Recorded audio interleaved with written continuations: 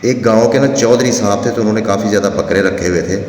بکرے رکھنے کا مقصد صرف یہ تھا کہ جب خود کا بکرے کا گوشت کھانے کو دل کرے نا تو باہر سے نہیں لے کے آنا، اپنا گھر کا بکرا حلال کر کے کھانا ہے۔ جب دوست آئیں گے ان کو بھی بکرا کھلانا ہے تو اپنے بکرے ہونے چاہیے پاس، تو ان کو پالنے کے لیے ملازم بھی رکھے ہوئے تھے۔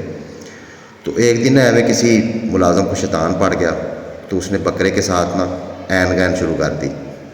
تو اس کو این گین کرتے ہوئے دوسرے ملازموں نے دیکھ لیا، تو پھر بکرے کو اور ملازم کو پکڑ کے جو ہے نا چودھری صاحب کے پاس لے گئے۔ چودھری صاحب کو بڑا غصہ آیا، ملازم کو تو خوب پھینٹا لگایا۔ اب سمجھ یہ نہیں آ رہی تھی کہ جس بکرے کے ساتھ این گین ہوا اس کا کیا کرنا ہے۔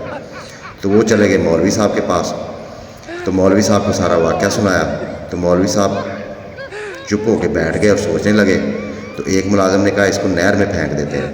تو مولوی صاحب نے کہا نہیں، جان پہ ظلم نہیں کرنا۔ تو ایک ملازم نے کہا اس کو گولی مار دیتے ہیں۔ تو مولوی صاحب کہتے ہیں میں نے کہا جان پہ ظلم نہیں کرنا، گولی نہیں مارنی۔ تو ایک ملازم کہتا ہے اس کو ذبح کر کے اس کا گوشت غریبوں میں بانٹ دیتے ہیں۔ تو مولوی صاحب نے کہا نہیں، اس کا گوشت نہیں بانٹ سکتے، اس کا گوشت اب حرام ہے۔ تو پاس ایک مراسی کھڑا ہوا تھا، اس نے کہا تھا اس طرح کرتے ہیں کہ اس کو اسی کام کے لیے رکھ لیتے ہیں۔ بندہ پوچھے سندیلا صاحب تسی سندیلا صاحب ہی رہو، چودھری کے بکرے نہ بنو، ورنہ اسی کام کے لیے رکھ لینا ہے۔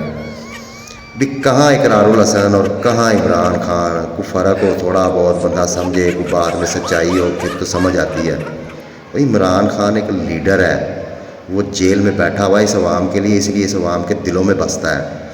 اور اقرار الحسن کو تو لیڈر کی ڈیفینیشن کا بھی نہیں پتا ہوگا، اس کو یہ بھی نہیں پتا ہوگا لیڈر میں کوالٹیاں کون سی ہونی چاہیے۔ یوں ہی نہ اٹھ کے جس کے ساتھ مرضی ملا دیا کرو۔ لیڈر عمران خان نے عزت خریدی نہیں، کمائی ہے۔ ایاک نعبد و ایاک نستعین۔